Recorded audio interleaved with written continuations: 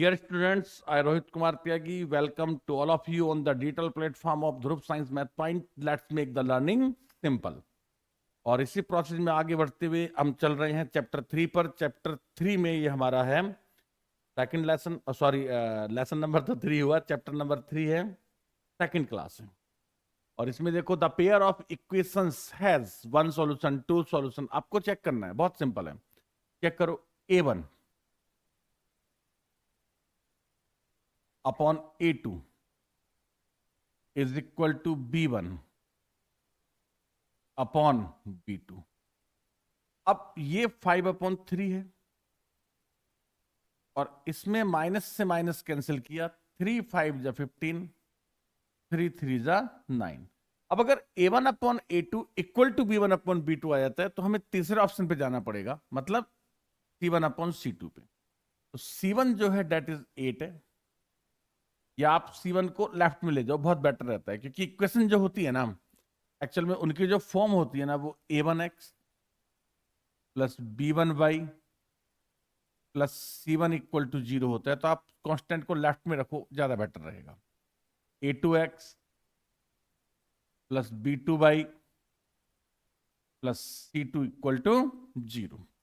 तो लेफ्ट में अगर मैं 8 को रखता हूं तो -8 हो जाएगा, और यहां पर हो गया माइनस का 24/5। अब माइनस से माइनस कैंसिल हुआ, 5 ऊपर चला गया, तो 5 8 जा 40/24 बना, और 8 से मैंने इसको सिंप्लीफाई कर दिया, 8 5 जा और 8 3 जा। तो अब मेरा कंडीशन बन के आया A1/A2 equal to B1/B2 equal to C1/C2।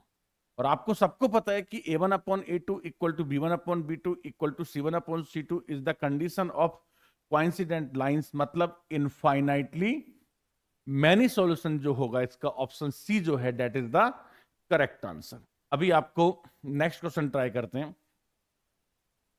Next, for what value of k equations, देखो इक्वेशन क्या है, 3x माइनस वाई प्लस 8। बहुत सिंपल क्वेश्चन होता है इस चैप्टर का, फटाफट हो रही है सारी classes. 6x minus k y plus 16 equal to 0। Solve करो, A1/A2 B1 अपॉन B2, क्या चाहिए इसको, for what value of K to the equation represents the coincident line. Coincident line में A1/A2 equal to B1/B2 equal to C1/C2। कोई problem नहीं है, यहां से भी 1/2 आ रहा है और यहां से भी कितना आ रहा है, 1/2 आ रहा है, और माइनस से माइनस कैंसिल हो गया, तो ये बना 1/2 1/K 1/2। क्रॉस मल्टीप्लाई में कुछ भी यूज करो, पहले 2 या फिर लास्ट वाले 2। तो K इक्वल टू क्या आ गया आपका, 2 आ गया। तो K equal to 2, it means जो करेक्ट है option C is the correct answer, right. अब हम चलते हैं नेक्स्ट क्वेश्चन पर। Next question is, read the question carefully. Paper की फर्स्ट लाइन भी यही होती है बेटा, कि रीड द क्वेश्चन केयरफुली, और हम ये वाला काम थोड़ा अच्छे से नहीं करते हैं। अगर आप सही से रिकॉर्ड करेंगे ना तो बहुत इजी होगा। कहता है if the lines are parallel, very good. अब लाइन अगर पैरेलल है, पहली बात यहां छोटा सा प्रॉब्लम है। अगर आप देखो इस लाइन को, मतलब मिस्टेक नहीं है, this is not the mistake. हमें करना क्या होता है, 3x प्लस 2ky माइनस 2 को भी मैंने क्या कर दिया, लेफ्ट में कर दिया। अब पैरेलल लाइंस का कंडीशन बोलो, A1/A2 equal to B1/B2 equal to C1/, these are the conditions. Apply करो, 3 2k minus 2, 3 2k minus 2, 3 2k minus 2, और इसमें 2 5 एंड 1, 2 5 एंड 1। और लाइन कैसी है, पैरेलल लाइंस हैं। तो पैरेलल लाइंस में A1/A2 equal to B1/B2 not equal to क्या होना चाहिए, not equal to C1/C2। Cross multiply करो, 4k इक्वल टू 15, के इक्वल टू 15/4। अब इसमें भी आपको ध्यान रखना होता है, क्वेश्चन को आप सही से रीड करें।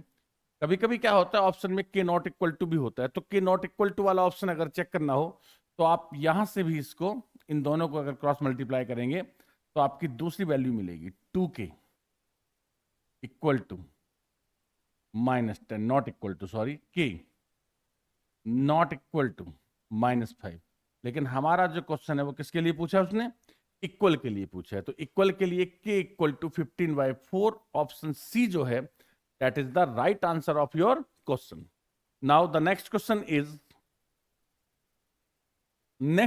Is a very good question, बहुत ध्यान से आपको समझना है। It's a question of 1 mark. कहता था father's age is 6 time his son's age, 4 years hence the age of the father will be 4 times the son's age. The present ages in year of the son and father are respectively. अब देखो, आपको equations को try करने की जरूरत नहीं होती है, आप ऑप्शंस से ट्राई करें, ज्यादा बेटर रहेगा। ठीक है, तो कहां से शुरू करें बोलो? कोई भी हिट एंड ट्रायल मेथड है। कौन सा मेथड है? Hit and trial. पहले पहला ऑप्शन हिट करते हैं, फिर दूसरा करते हैं। कहता the father's age is 6 times his son's age. अच्छा, तो इसमें ध्यान से देखो, 4 6 जा 24, 5 6 जा 30, 6 6 जा 36, 3 8 जा 24। ऑप्शन डी आपका आउट हो गया। ऑप्शन डी आपको चेक नहीं करना, क्योंकि ऑप्शन डी में जो एज है वो कितनी है? That is not the 6 times, 8 times। चलो, एक तो बाहर हुआ, अब बाकी 3 पर काम करते हैं। 4 year hence, 4 year hence मतलब अब से 4 साल बाद। देखो, 4 साल के बाद ये 8 होगा, सन और फादर विल बी 28, 9 5 और 4 9, 34। 4 साल के बाद 10 और 40, और वो तो डिलीटेड है। अब चेक करो, 8 28, 9 34 10। अब बेटा वो क्या कहता है कि the age of father will be, the age of father will be 4 times। बहुत सिंपल है। 8 ये 4 जा नहीं होता, 9 4 जा 36 होता है, 8 4 जा 32 होता है, ये 32 नहीं है। 9 4 जा 36 होता है, ये 36 नहीं है। 10 4 जा 40 होता है, ये करेक्ट है। ये करेक्ट होने का मतलब ऑप्शन सी जो है that is the correct answer. तो जनरली जो एज वाले क्वेश्चन होते हैं किसमें? बोर्ड एग्जामिनेशन में, उनमें इक्वेशन बनाने की जरूरत नहीं है, आप डायरेक्ट सॉल्व कर सकते हैं। Next question is the value of C4 which the pair of equations will have infinitely many solution. अब देखो, the formula of infinitely many solutions is A1 upon A2 equal to B1 upon B2 equal to C1 upon C2। ये तो आप सबको याद ही होगा। Infinitely many solutions का जो केस होता है वो क्या होता है? कोइंसिडेंट लाइंस वाला होता है। तो A1 upon A2 equal to B1 upon B2 equal to C1 upon C2। अब मैंने आपको अभी भी क्या बोला था कि जनरली जो इक्वेशन होती है वो होती है AX plus BY plus C की फॉर्म में। तो अच्छा तो ये रहेगा कि मैं इसको CX minus y -2 equal to 0 रख लूं। अगर आप नहीं भी रखते हैं वैसे प्रॉब्लम तो नहीं है, क्योंकि जो कांस्टेंट टर्म है वो राइट में है। लेकिन कभी कभी क्या होता है कि कभी लेफ्ट में होता है और कभी राइट में होता है, तो बेटर है आपके लिए कि आप अपने एक ही फॉर्मेट में चलें, अलग अलग फॉर्मेट में चलने की जरूरत नहीं है। अब देखो, coefficient of x is c, coefficient of y is -1, this is -2 upon upon upon 6। Coefficient of y is -2, last is -3। अब A1 upon A2 equal to B1 upon B2 और इक्वल टू क्या होना चाहिए? C1 upon C2। बहुत शानदार question है, आप ध्यान रखना, क्योंकि जनरली बच्चे क्या करते हैं पता है? इन दोनों को सॉल्व कर देंगे और माइनस से माइनस गया जी, और ये लो माइनस कैंसिल हुआ, और वो क्या करते हैं 2C इक्वल टू 6 और C इक्वल टू 3 और C इक्वल टू 3 ऑप्शन में मिला A और हमने टिक कर दिया A, काम खत्म, घर पे आए, क्वेश्चन गलत हो गया। क्या करोगे? इसको चेक करो, क्योंकि उसने क्या बोला?